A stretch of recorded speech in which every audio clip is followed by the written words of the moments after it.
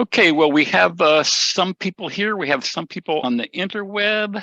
Mostly, I would like to talk today about all the other uses for images in Revit that aren't associated with making materials, of which there are many. But first, I would like to respond to a question that Zoe posed, which was how do I get information out of Revit and into Excel, which is where Molly wants that for your projects, I understand.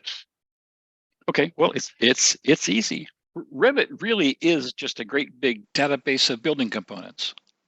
I mean, there aren't images of these things stored in there. It's just lists of the names of things and coordinates for where they show up, and the attributes associated with them, like how much each chair costs or something or other. We can save a view out to see in PowerPoint or something or other.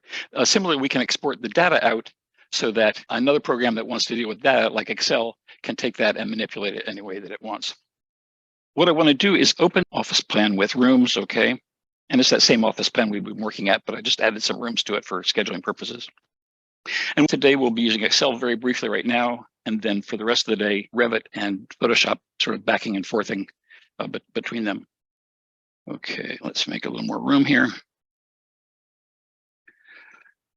Well, if you remember, here we see the visual representations of the furniture here, and of the rooms. There that is. What we'll be doing in creating a room schedule is just extracting its data information, the name of the room, its area, who occupies it, that kind of a thing. So it's just another sort of view. Schedules are just like a text view of what's in the database. I mean, that's all schedule is. It's just so we go to it's a view, it's a schedule,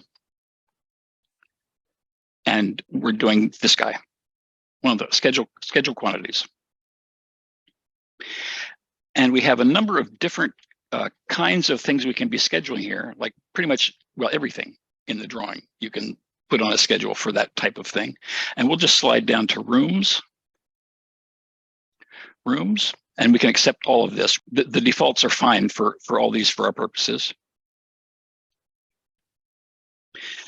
And the schedule properties pops up, and here is a list of all the fields, columns of information available for rooms. And what we're going to do is just from this list, we're going to use this arrow to transfer to the ones that are actually going to show up on our schedule. So let's say, yeah, room area, that sounds good. And I think from there, we'll just go down to its number. I gave numbers to them all. And the name of it. And there's other stuff we can add, we can put in for a room. For instance, the name of the room might just be President's Office, but then under occupant, you would actually put, Jane W. Smith and her phone number and that kind of stuff. We're not doing that. So just area number and name of the room. We'll say, okay. And it thinks a little bit. And a couple of things happen. It not only creates the schedule, but it has created this new folder, if you like, within our project views. And we can say that here is our room schedule, and that's one we're looking at right now. And it's pretty awkward having the area first, and then the number in no weird order, and then the name of the room or who's in there. So what we'll do is in the room schedule, in its properties, we can affect the fields. This will take us right back to where we were doing that. And maybe we want to add another, if we wanted to add level, this is a whole building's worth, we could sort them by level. But I think here we just want to change the order. So when it goes area number name here, it goes area number name that way. And what we really want to do is let's say get the room number up to first, so we can pick it and use the up arrow. So say, and that's because that's what we see in the drawing is room 1127. And then we want to be able to find that easily instead of having to scan the whole list. So we'll pick the number goes up, and let's say the area is last. So now it'll be number, name, and area. Okay. And now it's 119 BCD, but I really like to have 119A at the top, just so I don't have to keep searching through there.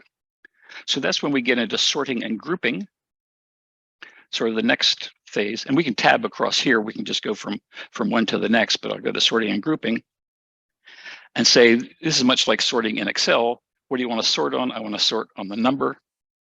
the number right here, and I want it in ascending order. So we say okay, and there they are. Numbers, name, and area. And we can add sums to this, but if we're just talking about taking it into Excel, we'll let Excel do the operations here, so you can add things up there and get the experience of doing all that. So once we have it, Revit has under File Export, many export formats. Take the drawing into AutoCAD format, or you can take the data information into a format that Excel can use. You might have 10 different schedules for furniture, for rooms, for whatever else, doors, windows. So we need to make the schedule you want be the current active view, bold, highlighted up here. And then we go to File, Export, and then have to scroll down to Reports, saves a schedule or room area report. And we go to Schedule. The room area report just describes how it did the geometry to add that all up, and it's pointless. We go to Schedule. And it asks us where to put this file, with what name, and in what format. This is the most common format, CSV. That means comma separated values. And it will basically just write a little text file that has the room number and a comma, and the room name and a comma, and the room area for each of those rooms. And Excel can read that right into a spreadsheet. So we'll say we're going to call it room schedule. That was easy. I guess it just takes the title here, makes that the default file name. Just say save. And a couple of options here: the title, the column headers, number, name, and area. You can group these, so you might have one thing that says elevations, elevation materials, and then north, south, east, west, but we're not bothering with that right now. Let's just accept this completely the way it is, making sure that our field delimiter here is a comma, because we're gonna have to tell Excel later on, how do I interpret this information? Oh, it's field separated by a comma, and it gets it. So the defaults are, I've never used anything else. Okay, so what we have created down on our desktop, room schedule CSV, comma separated values. And we can just double click that, and Excel should open it directly.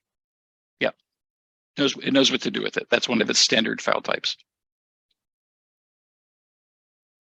And here is our information as an Excel spreadsheet. And it usually will pop up with this right here saying, some features like formulas and cell and text formatting will be lost if you save this file in its original CSV format. So we should say, right from now, save this as room schedule Excel. Okay, so now we're in room schedule with the Excel format, and we're fine. We can do everything we want to do with it. So that's really as easy as it could possibly be. Now, if we want to add up these areas, well, let me just do this for a second. Auto sum, enter. Okay, 2077. One thing that I found out, and let me do this before we change modes, is when I rehearsed this last night for the first time, these all said 281 SF, 186 SF, and Excel couldn't add them up because they contained text. So back in the Revit model, what I had done was go into Manage, Project Units. Normally, area shows up in square feet, but I had told it, I mean, we still want to measure in square feet, but I had told it, instead of a unit symbol, instead of this SF, use nothing, because Excel can't add up things that aren't numbers. So I had to do a little backtracking. So here, if we're being, let's say, okay. If back in Excel, we might just say, if we want to be precise about it, area in square feet. Just put that in there in the heading, just so there's no question that we're not dealing with acres or meters or something or other. So if you just go into a regular architectural template and do this, you will get that SF attached to each of your areas, which is fine. Revit knows how to handle that and add them up, but by the time it gets into Excel, it doesn't. So we have to do that. I guess you could go in and delete the space XF in each one of them, but that's tedious, especially if you're doing it again and again and again. And something to bear in mind here is that these numbers, let's just put an underline under there, these will not be updating if you change your walls around. I mean, right now, this is entirely a totally separate deal now from Revit. If you come back 2 weeks later and things have changed, you'll just need to process again and just call it room schedule 2, something like that. So that's data out in a nutshell. There's plenty of YouTube videos showing how that works if you'd like a second opinion. Other options here are department. If each of these were, some was for sales and some was for legal and some was for executive and some was for circulation, other stuff. We can assign departments to those rooms in Revit and have that reported here, or we can just add it in here. You can add any information that you want here in the Excel now that it's free. And since Revit knows where the rooms are and knows where the furniture is, you can also have what's called a linked schedule, where you have one that gives all the furniture in room 1, all the furniture in room 2, all the furniture in room 3. Okay, well that's easy too. It just pops right out. It would take 3 minutes to do that. A question from the floor about including in your schedules items that don't yet exist in the model and might never exist in the model. In the project browser, you have one of your things is families. Let's come over to Revit. I think we're done with Excel for the time being. If you go over to families, and we'll go to furniture, and you got this Breuer chair, and it's just going to stand in for some Knoll chair. You can just right-click, rename Knoll 275. Note that it re-alphabetized. That's the family. Rename the type to the same thing, so you don't have some 275. And now that will list on your schedules as a Knoll 275 chair until you replace it with the real one, which you could bring in and do a global replace on that. A point to make here is that this is all really malleable, all this information, because people writing the software realize, boy, it all changes all the time, right up to till the final drawings go out to bid, and even after that. And to make global changes like that is as easy as possible.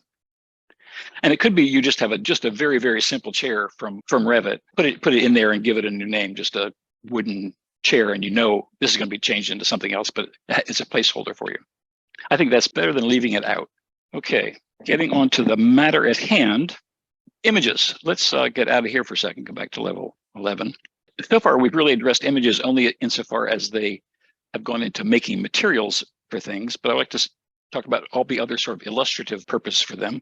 First of all, in any 2D view, in any plan view, section, or elevation, you can just insert an image.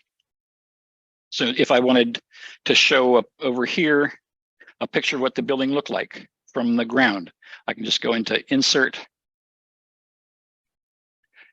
Import Image. I have 2 ways to deal with bringing images into a drawing. One is to link an image, which means the one in my project, when I load the project, it will always go back and look on disk and see what that image, the current state of that is. Have I edited? Have I made it? Have I changed it? And sort of re-import it. Or what I'm suggesting here is we just go to Import Image. And once we've imported it, it's in the drawing, it's fixed. It's no longer has any dependency on an external one. So I'm just going to say, it's for a class, hallway.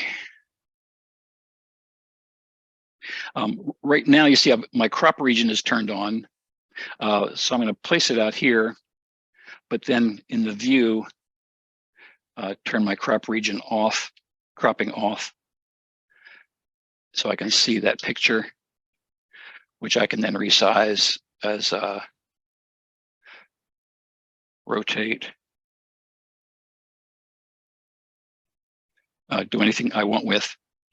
And then that's part of this view, and it will go along with that view when I put it on the sheet. I'd reset the crop boundaries to include it. Revit treats the images as if they are less important than anything you've written or anything you've modeled. So if I drag this image in, it's underneath everything that's important. And the only way I could see it here, let's say I wanted to put a picture. I want to put a photograph of each room inside each room. That's the only thing I can think of. So let's say I want to take this picture and put it inside that room right there. I can't because the floor is in the way. So if I just go into this view, into visibility graphics, and turn off floors, then I can see it. If that floor had an important wood grain or something to it, a hatch pattern, it would have to be turned on and the image wouldn't show up. And this applies even if you're dragging a picture onto a view on a sheet, it will still only go underneath. Revit won't let you obscure any design information for the sake of illustration. So you just sort of work your way around that. We can do the same thing in elevation views. So here's an elevation view of this building all the way from the ground up. But if we just wanted to see that, I can bring let's just drag this up for a second. I can place an image in this view just on the side because it's a flat elevation view. It's not a perspective or axonometric. Insert, import image. Oops, sorry, cancel. Import image. Okay. And I can just put that right there. If that might be illustrating something that's going on here, or it could be like a picture of what was happening right here and then an arrow drawn over to it to explain to somebody just what was going on over there. If I want a background image here, let's get rid of this. I want a sky background. Any of these graphic display options, background, well, there it is. Background image. There's a lot of desktop. I did a sky.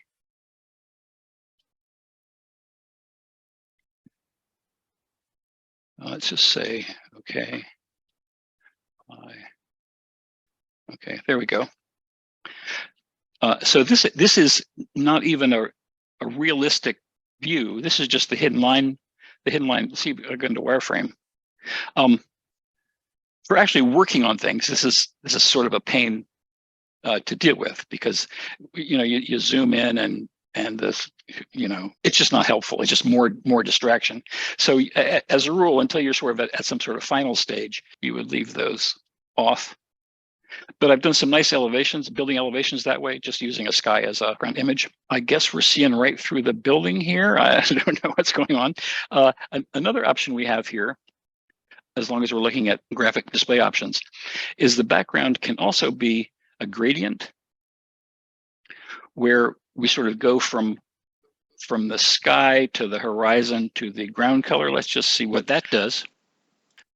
You can change the gradient colors to anything you want, and the height of the horizon can be set in graphic display options, lighting, sunsetting, and then picking a level. Pretty much any image can have that. Let's get into a 3D image just for a minute and see what this looks like with the background, just to see if we can do it. Graphic display options. I'll do the sky again. I just want to pick my actual own image here.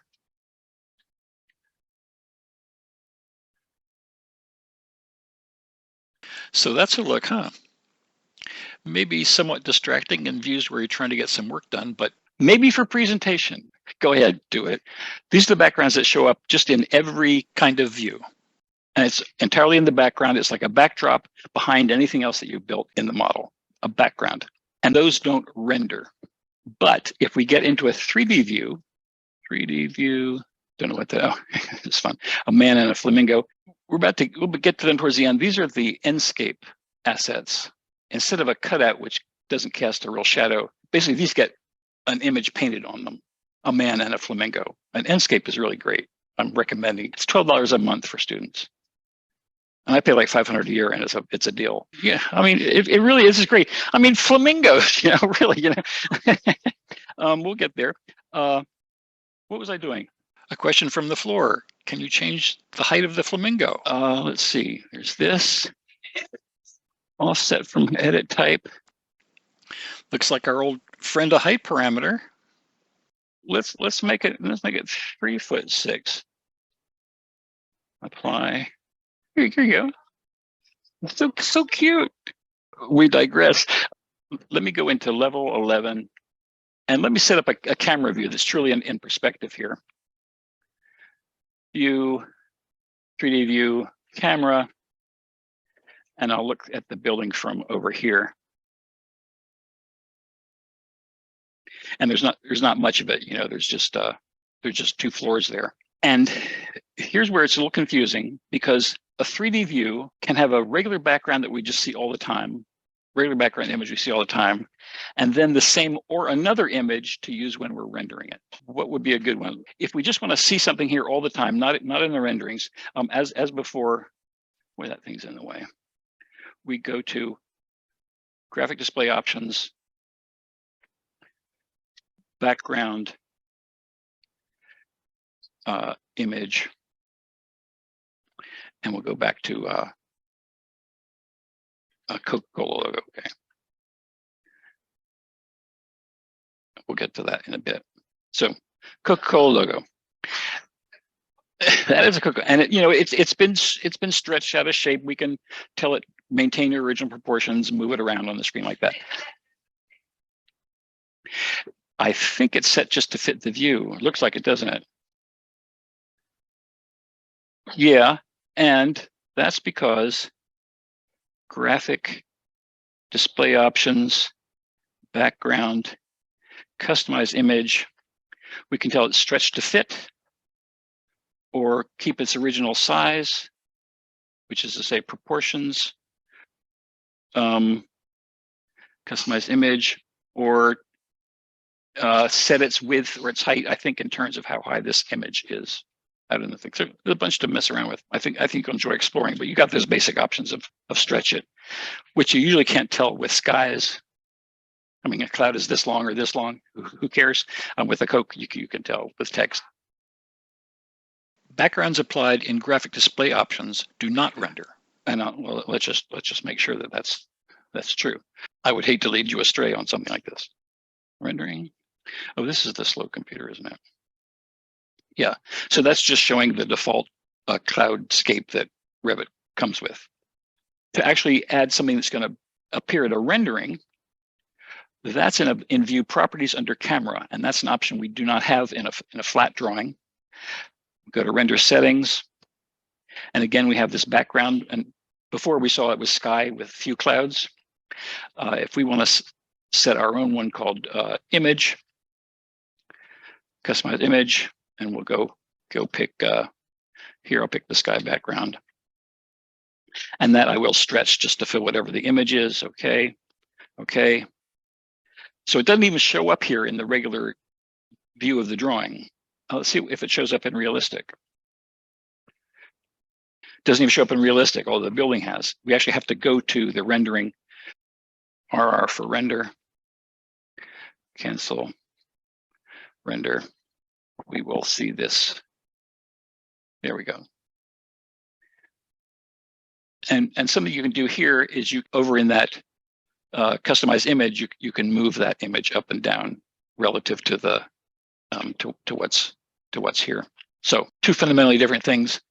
You use graphic display overrides to put in a view, put in an image that's in all your regular views, and camera render settings to put in one that will be used when you're rendering the image. Here's the view, its properties, and under camera render settings, edit. So it's a slightly different interface for the different ones. And what was sort of confusing here is having 2 different backgrounds for this. But I just, but you can do it if you want. A rendering, let's do that again. Sometimes you'll want to show maybe the progress of your design as it develops over time, from first impressions to further development to the final one, let's say. And maybe from a given viewpoint, you render it every 2 weeks to get separate renderings. But by the time you get to the end of the project, you no longer have the beginning of the project to render. So if you do them in time, you can save those either out to a JPEG, or you can just save them as part of the project. And if right here, once you've finished it, I can say, save this to the project. By default, it gives you the actual view of it, and you can say, view at startup. View at startup, okay. And then doing that creates a new folder called renderings, where that view is, and we can go look at it and we can drag that onto a sheet. And over the course of time, you might do view at startup, view at week 1, view at week 2, view at week 3, have 4 of those, you drag them onto the sheet to see the progress thing developing. So you can't really go back in time, but you can freeze the view of it in time. Also, if we go back to render, if I go back to render, I can also export it. Now that it's done, I can export it to a JPEG somewhere.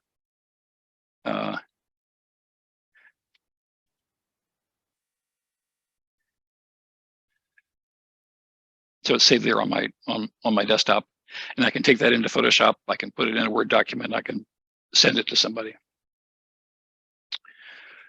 So two things we can do with them. And lastly, under Adjust Exposure, if you need it, you can crank things darker. Just right here. You can make the highlights brighter.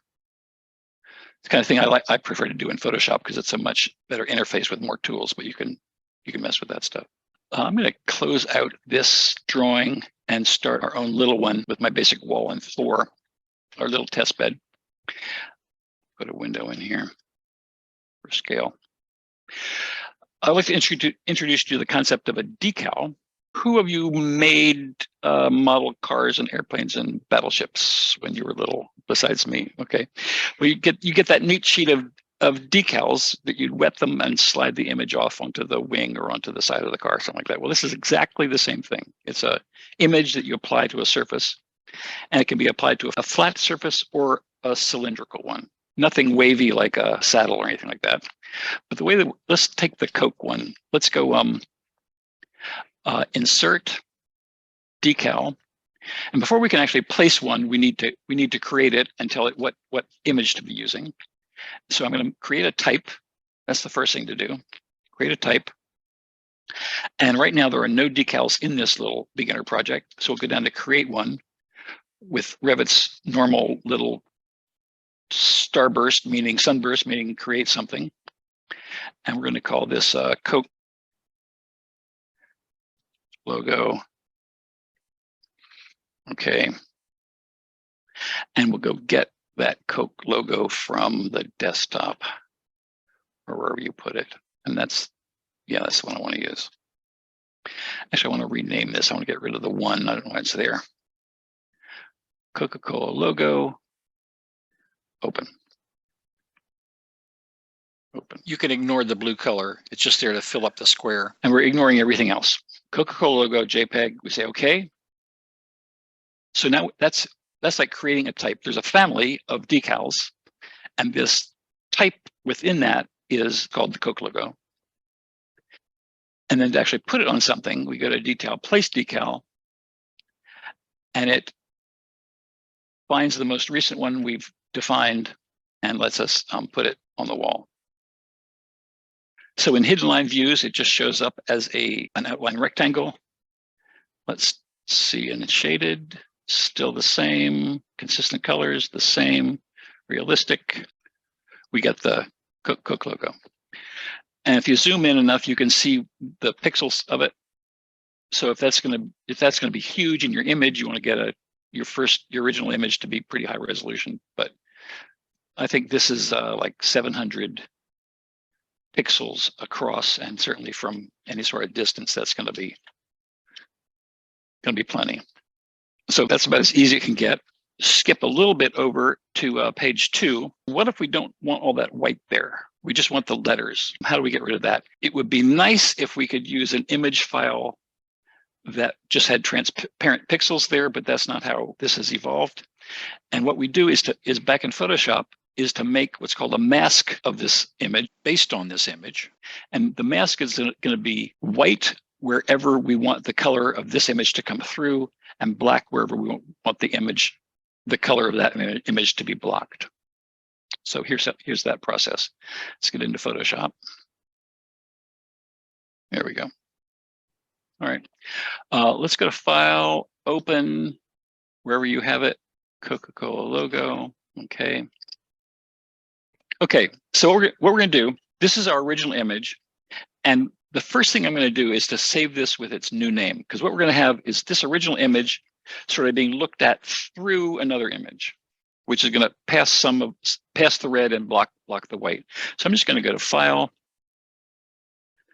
I'm just going to do File, Save As, and I just take that same name and just write Cutout after it in capital letters, just to let myself know that it's this same image, but I'm doing what Revit calls a cutout, which is cutting out part of the image. Save. And that's fine. That's just to avoid accidentally replacing the original image with the modified cutout version we are about to create.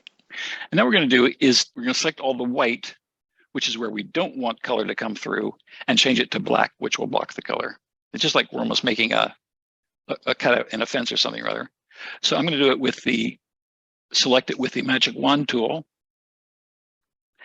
And if I click out here, it will select all the white, but it doesn't select inside here because it's set to contiguous. So I'm going to Control D to get rid of that, and uncheck contiguous, which means, and click here, which means it'll find all the white everywhere in the whole image. So here we are. My tolerance is about 50. I'm not sure how that matters. This is only red and white pixels. We'll click that, and now we have all the white dots selected. And you'll notice in there that there's some other faint little colors, but because my tolerance is high, it's picking up them as well, even if it's a very light pink. So with that, I need to turn all this area that I picked, I need to turn it black. And to do that, I'll change the foreground color here to black all the way down 0, 0, 0. Either of these two bottom corners will do. Okay. And then use the Flood Fill tool, which is on the same tab as the Paint Bucket tool, sorry, which is maybe underneath Gradient, or one of these two will show up, but it looks like a paint bucket. And then just pour that into there as, change that to non-contiguous and just pick them all at the same time. And then Control D to let go of the marquee. Now I just need to turn the red into white. So I'm doing exactly the same procedure, except picking in the red instead of in the white. So I'm going to pick here.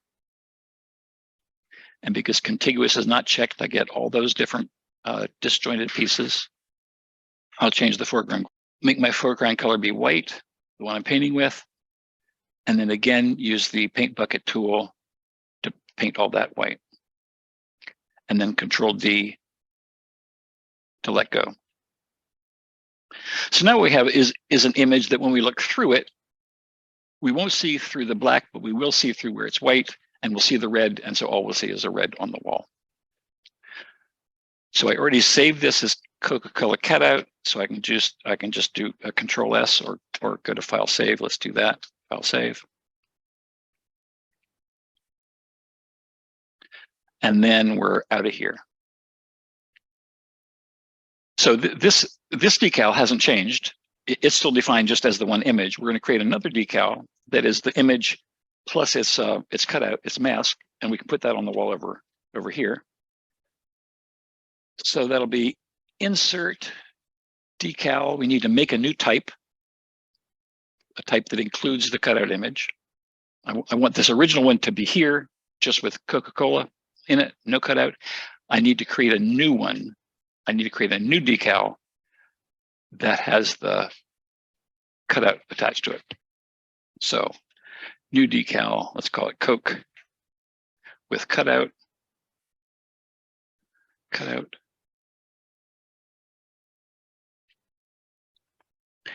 And this one, we have to sort of redefine these all again. That has the Coke logo for the main image. And then the cutout is an image file. That's the cutout. Okay, so a new type here that we can apply separately from the old one. And we'll ignore all this for the time being. Okay.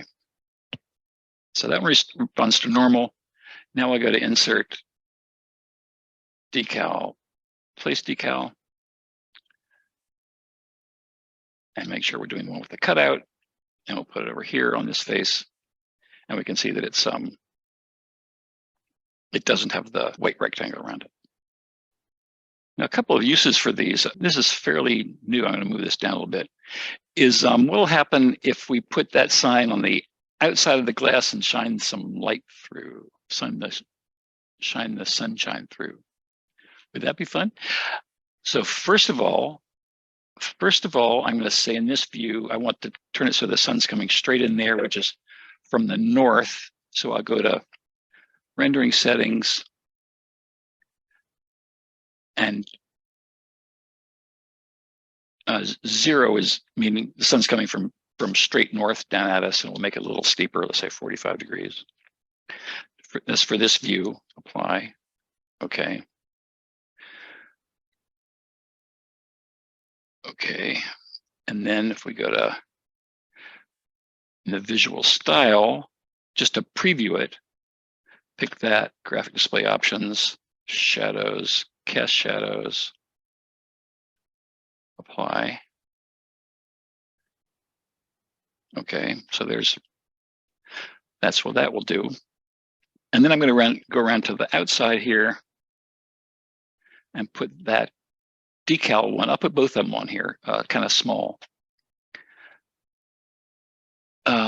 Insert, decal, place decal. With the cutout, I'll place it here on the glass. It's too big, and it turns out you can't actually shrink them down this way. You have to, you actually have to do them like this way. I'll make it 2 feet wide, and it'll shrink down to fit. I'll do that one, and then I'll do the regular one there as well. Insert, decal, place decal, and I'll use the original one that does have the rectangle on it. Place it here, and then make that one also 2 feet wide.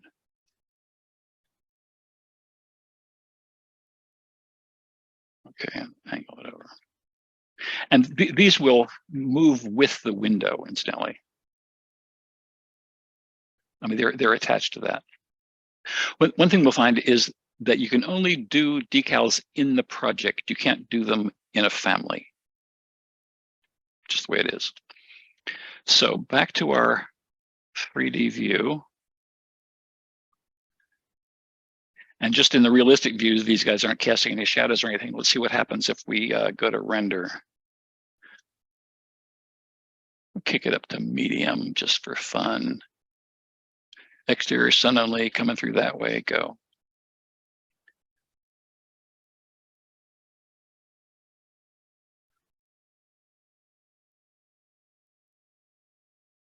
Oh, you know what? Let me paint my floor here white. Paint, just so we can see things a little more clearly.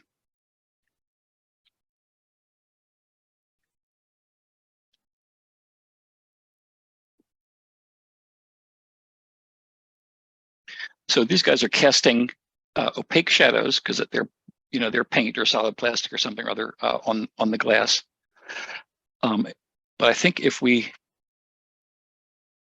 pick this guy with the cutout, for instance, and go to edit type and edit the attributes of the decal, and we could have done this when we created it, or we come back here and do it, we can crank the transparency up. Let's just see 50% and what happens. And I think we'll get red light coming through here onto the floor.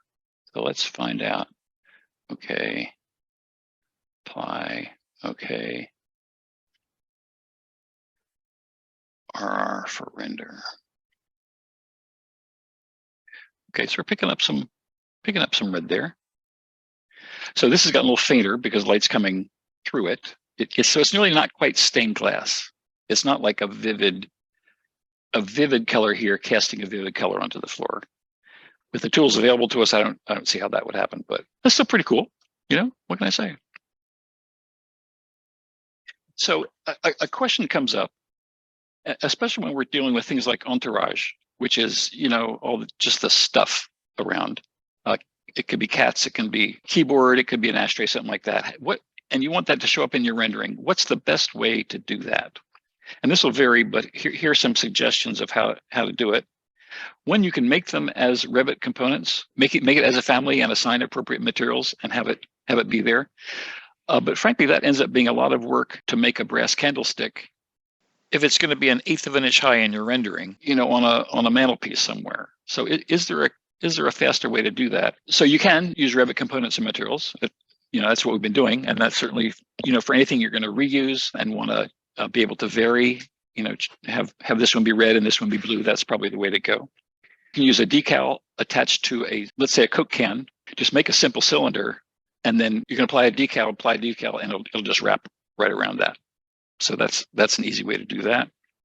You can add them later in Photoshop, as we just finished doing. The problem with that is, if this is an image that's going to undergo multiple iterations, you're going to find yourself doing that again and again and again.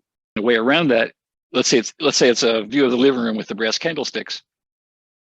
If you lock the view that you're rendering, which you can do down here, to save the orientation, lock the view. Let's call this view to render. And that kicks out a JPEG of a certain size. And you add a lot in Photoshop to that. You can then, a new rendering of this exact same view, turn off the old one and and import this one and drop it down in the stack. So that background image changes, but the candlesticks are still there right on the mantelpiece, if the mantelpiece hasn't changed location. But you really have to pay attention to what you're doing with that, especially if it involves editing the original image. Or you can use Enscape or other programs that both provide and help visualize any number of things. And over on the last page, I have a list of what comes with Enscape. As of this morning, there were 3,372 different things: accessories, animals, construction, furniture, hospital stuff, lighting, people, sports stuff, street stuff, vegetation, and vehicles. And they all look pretty good, and they're all done the same way that flamingo was done, or the guy there, where photographic images are sort of mapped onto a three-dimensional form. I don't want to address Enscape today. It requires a graphics card that this computer doesn't have, for one thing. But for anybody who does have the graphics hardware in their computer, it's a really great way to work. And increasingly, in terms of professional development, is one that's being used hugely in all sorts of large and small offices. It does instantaneous renders, essentially instantaneous animations, and it does VR. You plug in a headset and walk around in the space. So it's very, very slick. And Nathan really wants to get a bunch of VR headsets and have it going. It works with SketchUp too, so that's pretty fascinating. It's all happening. Actually, the first one I guess we'll do is just a picture frame with a decal in it. So we can put a picture on the wall and picture frame on the wall and move it around, and the image will travel with it. Then we'll do the stereo system. And then if there's time, we'll do a TV from the Revit library and stick a picture of the Channel 4 news team on that and just see how that works. Let me show you something here. Well, that was an image, a decal applied to a raised rectangle. These are decals, the kernel and that. It's good to know how to use them. Let's take a 5-minute break and then come back and we'll work on the picture frame. So this has been just applying decals to the Revit wall or floor or window or whatever. Now I like to make something specific. I like to make a family to which we can then apply a material of decal once it gets back into Revit. And just for the full experience, let's go make a quick picture frame. No dimensions, we'll just make it, this big or something or other. And then we'll bring it back here into Revit and stick it on the wall and apply a decal to it. So let's go into File, New, Family, English Imperial, Entourage. Okay, here we go. Right when we start building this, we're looking down flat at the picture frame. I really want to be able to come up into an elevation view to be able to place it in place. Oh, let's remember, this guy right here is called the center front and back reference plane because it's in the center between the front and the back of the thing. And what we're going to be doing is essentially drawing on this plane when we start to create our picture frame. So we're going into a front elevation. So here's the reference level, and we'll just put it right down here. And the first thing I'm going to do is just to draw the back thumb size. That'll be an extrusion. And we're going to say, draw on that center front back, that plane that's halfway between the front and the back. So the vertical plane that we're drawing is the one we're going to be using here. And I'm just going to draw a rectangle that's, I don't know, something like that big, doesn't matter. But picture frame sized. And I'm just going to make that 1/4 of an inch thick. That 1/4 inch will be coming out towards us from the center back plane. That's that. And then I'm going to draw on top of that a raised frame, just the simplest possible thing, extrusion. And here I'm going to draw it on this guy. So I'm going to say, this time I'm going to pick a plane, which is that plane right there. Just sort of hover till it lightens up. And then I'm going to draw another rectangle that'll be the outside of the frame. And if we inset that, let's say 2 inches or 1.5 inches, 1.5 inches, and copy, then we'll have an 1.5 inch frame. Use the trim tool.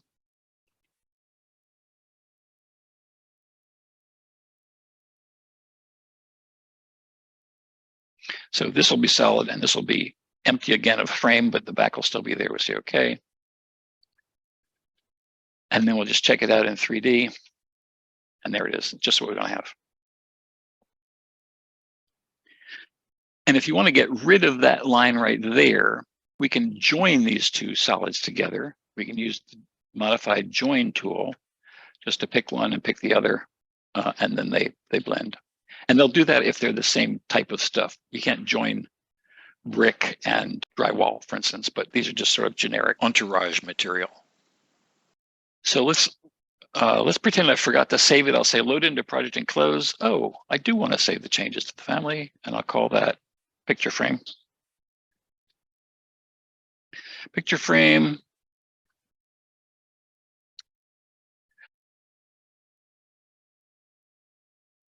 Move over here somewhere. And right now we drew it with its bottom at floor level. So if we go back into the 3D view,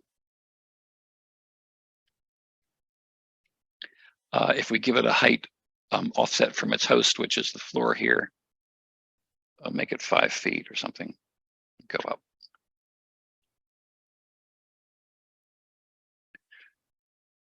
And we went into in class about assigning material parameters and stuff to that if we want to do that.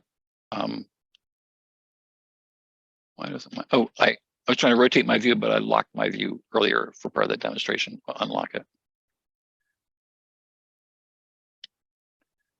Okay, so I guess I would really like to be in an elevation view to be able to see this, our new image being applied there. So I'll just go to, let's see, this is our south view here.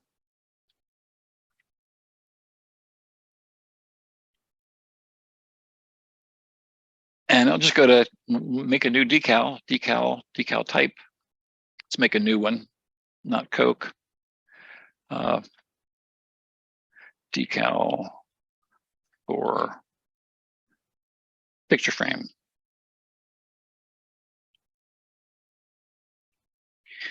And go pick something here. I don't know what's here on. Old couple walking. Oh, that's so sweet. Whatever you got. So that's been created with whatever JPEG you happen to have around. It can be JPEG or PNG or any of those flat ones, but not a Photoshop document, not the PSD files. And then we'll go to decal. Place. Just click there. And we can drag it into place. I'll go into realistic mode and see how that looks. Oh, now you'll notice this only shows up, the image only shows up when it's in front of face that I specified. It doesn't, the images, the rendered image itself doesn't leak out past that rectangle, which is the face I specified. So I'm going to make this a little wider. Say 1'3", 15 inches. Move them down a little bit. There they are. And now if we move the picture frame, the image goes with it. It's been attached to it. Actually, I need to move that over a little bit.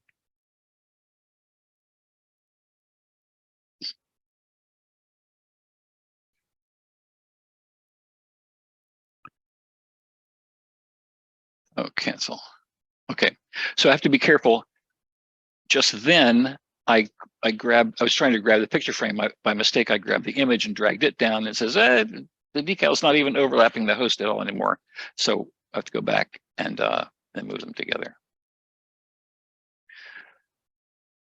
So when I go back into a view,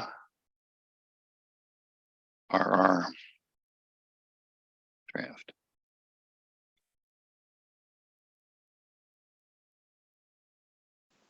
And as before, the black decal edges disappear in the rendering. So that's making our own. The picture frame is really a very simple thing to make. I like to do something a little more explicit with like a stereo receiver, just as sort of as I've outlined it there, which we go into File, New, Family. And I think we'll also call this, I guess we'll call this Entourage as well. It's, you know, it's not something that we're specifying for the building. It's something that the owner would just bring in. And this time we're in plan view. I think we'll just draw. I gave some dimensions here, which has worked well in the past. 17 wide and 15 deep. Extrusion.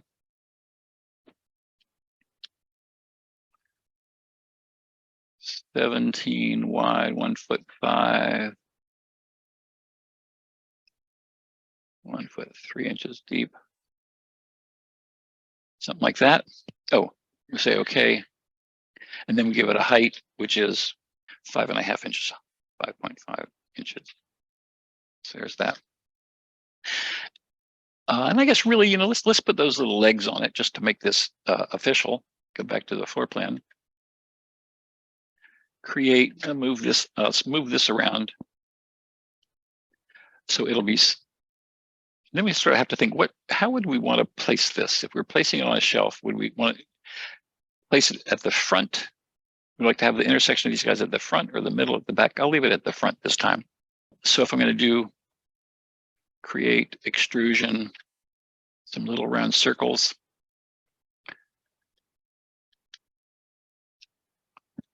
Well, like any size you want.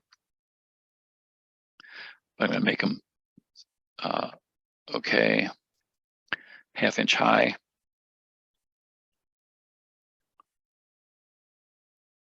Then I'll mirror this about this line here. And then pick both of those and mirror them about the axis that I draw, which will go from this midpoint over to there. See what that looks like in the front elevation. Oh, I need to move this up a little bit. I can't move this yet because it's been drawn on this reference plane and it's still locked to that plane. So when I select it, I can click this hashtag thing. And this basically means that it's locked. Right now, it's locked to a plane. We want to click there to unlock it from the plane. Now I can move it up 1/2 inch. Okay.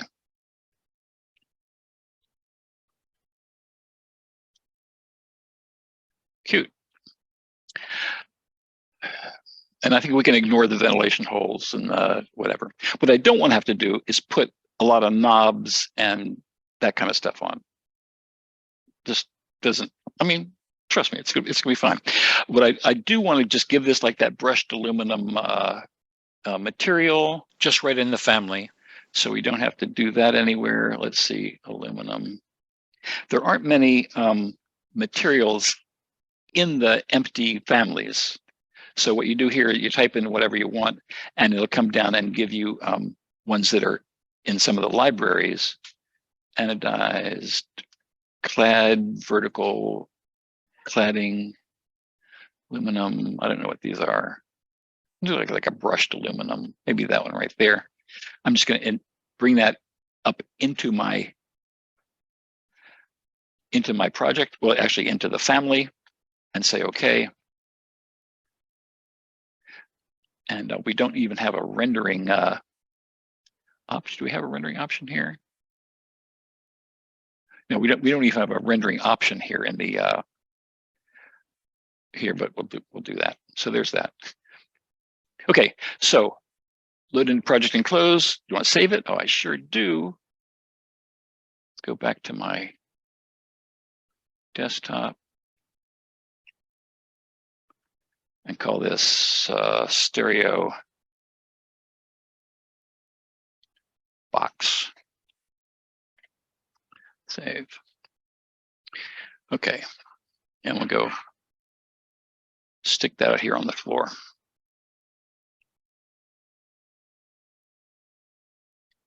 So there's that. See, it's got little legs and it casts a shadow and everything. We just need to dress this up a little bit. And I'm just going to go on Google Images and get the front of a stereo.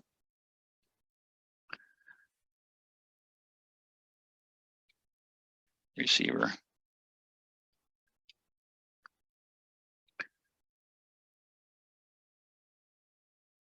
Those are kind of dour.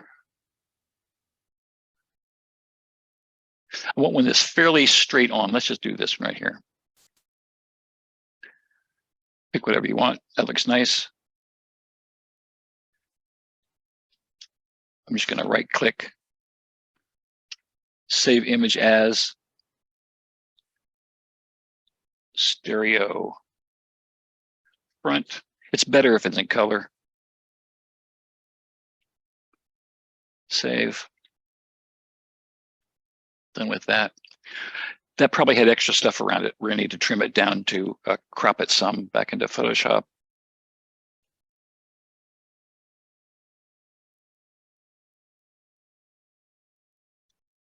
I'm just sorting on date modified to bring it up to the top because it's the newest thing there. Okay, there we go. So I'm gonna ignore those little bumps under there. Let me just use the cropping tool here. Oh, sorry, it's on the slice. So I'll just do.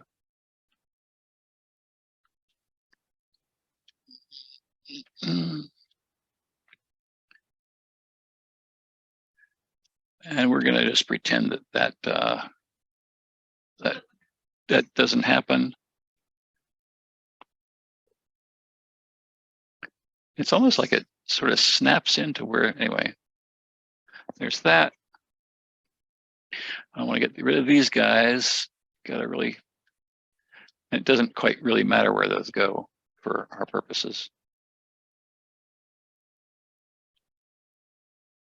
Okay, I'll just Control S just to save it because I'm not going to change the file type or anything. Out of Photoshop. Phew. And then we created new decal type called stereo front, and then we place it on the front of that. Decal type, new type, stereo front, uses the picture, stereo front, and that's good. And then we go decal, place decal, and we stick it right there. And it's a little large, but let's get into a south view. It's just, some sort of pixel thing going on. And we knew we wanted it to be 17 inches across. So I can just pick it. You can't drag it, it turns out. You can't do that. You have to tell it, keep your proportions and become 17 inches across the top. and then move it in place like that. And I guess I'll just change this. I'll not lock the proportions and just make that be an even 5.5 inches. That was pretty close to start with. Okay. And I guess what I could do is make this, so I don't have to worry about those little edges. I'll make this a little bit bigger, 5.5, and I'll make it an even 5 3/4 high. So the image can slightly overlap, but I don't have to worry about it not showing up. We'll go back to view to render. Yeah, I mean that was easier than and if anybody's really paying attention to the 3D knobs, like, let's just do this right. Okay, now let's see if now the trick here would be if I want to make some real knobs there, make some real knobs. I can't edit. The trick will be lining the picture up. Well, maybe that'll just be the homework assignment. I'm sure there's a way to do that, but I can't think of what it would be right now. Because I can't edit. I have to take this back to the family editor to add the knobs. Wait. I could. Let's do this. This will be fun. What I'm going to do is add a knob to that out here in the project, and then group the knobs and the box together for the purposes of this illustration. Okay, so that would be architecture component, model in place. We decided this was Entourage, right? I guess, yeah, it makes sense to keep doing that. Entourage, okay. Knob. 01. So that's an extrusion. We're going to pick a plane, which is the front plane of that box. It's going to be a circle going from here out to here. It's going to be 1/2 inch, 3/4 of an inch, 3/4. 3/4 of an inch high. Okay. And then control drag. Oh, that's smaller. Like that.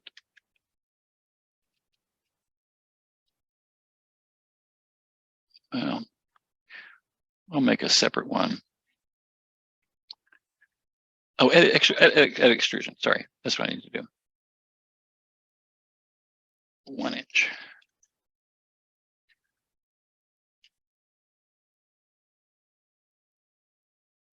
Okay, so those are both sort of the same extrusion. So, Oh, and then make sure they move together. We pick. I've never done this before. We pick that, and those two part of the same object, and group them. Create a group called stereo with knobs. Such little things get me excited. With knobs, okay. And now those guys will sort of work in perspective, which is sort of a nice feature when you really want to deal with it. And this way I'm not too tied into that particular stereo front. I could switch out a color for a color image and then move the knobs around. So I think that would be all right. We don't have to do the little buttons in 3D, but a question from the floor, but could you make those knobs as part of the family to start with? It'd be interesting to see. Let's do this. Let's take this. Let's ungroup it for a second. Edit family.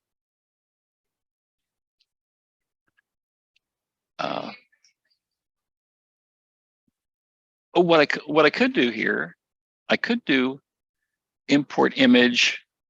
It won't be visible in projects, but I could bring that same stereo front here, make it 17 inches wide. Move it over. Oh, this is so exciting. So in the family, I could bring that image in and just sort of put it there, and then create these knobs in the family, and then come back out again, and then they'd be there. This picture wouldn't show up, but it would remain as part of the family for reference. So that would work. That would be fun. Should I do that? No, homework sounds good. But okay, 257. I think you can see how that would work. Bring in a flat screen from the Revit library, but it's just the same thing as doing the picture. There's a nice flat screen in there. You size it by its diagonal, so you can just say 55-inch screen, and there it is.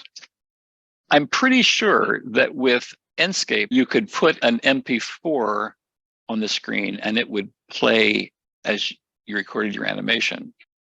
I just checked on the Enscape website, and MP4 videos will play on a TV screen, say, while your camera moves through the space. But there's a bug for now. The video stops if your camera stops moving. Stay tuned. And with your VR headset on, it'll be just like being at the concert. I think that's all I want to demonstrate today. There's a whole last page about Enscape that I think would be of use. It's not here on this computer. Oh well, this one does, as a matter of fact. What we're looking for here is most of us. What just drives the regular screen is usually they call it Intel ultra high definition graphics. But what we want to see is either NVIDIA and then any of its cards, or Radeon. This one does, so I'll get this one set up. I went to Control Panel, Device Manager, Display Adapters. Might have a different name in Windows 11. I can get you there. Okay, I think we're done. Over now. Catch you later. Bye.